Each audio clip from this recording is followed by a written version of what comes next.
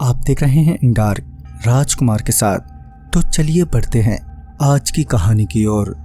उन दिनों मैं और मेरा परिवार घर की आर्थिक तंगाई से गुजर रहा था, तो ऐसे में मुझे कोई ना कोई काम पकड़ना ही था।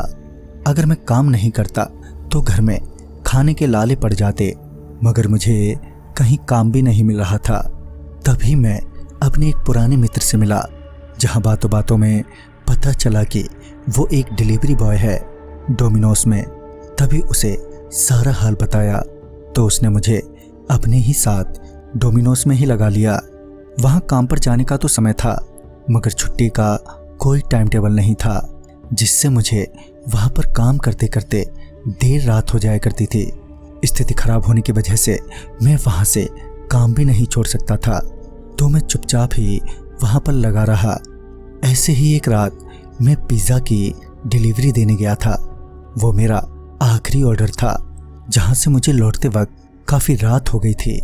और जब मैं घर आ रहा था तो मैं वहीं के एक शमशान से गुजर रहा था, जहां मुझे एक महिला लिफ्ट मांगती हुई दिखी।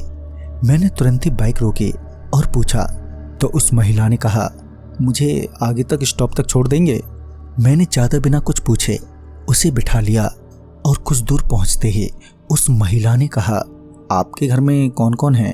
तो मैंने उसे सारी बात बताई। फिर मैंने कहा, और आपके घर में?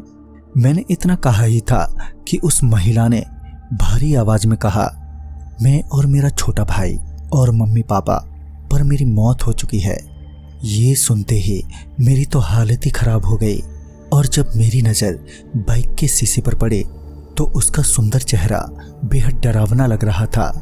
उसका कटा फटा चेहरा देखकर मुझे तो चक्कर आने लगा था कि तभी उस महिला ने मेरी गर्दन पकड़ी और मैं डिसबैलेंस हो गया। मेरी बाइक सीधे डिवाइडर में जाकर लगी और मेरे सर में काफ़ी चोट लग गई। चोट लगने की वजह से मेरे सामने अंधेरा छा गया। जब मुझे होश आया तो मेरे आसपास कुछ लोग खड़े थे, जिनकी मदद से मैं घर पहुंचा।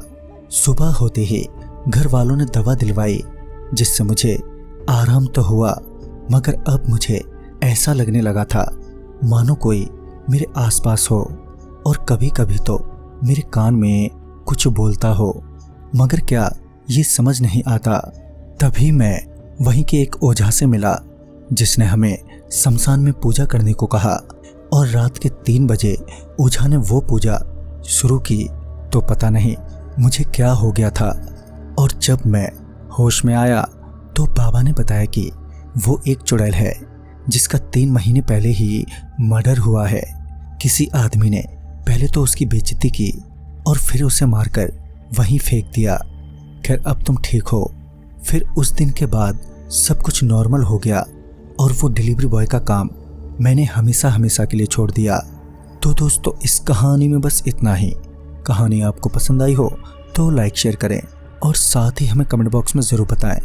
तो मैं आपका दोस्त राजकुमार जल्द ही मिलूंगा। तब तक के लिए बाय एंड टेक केयर।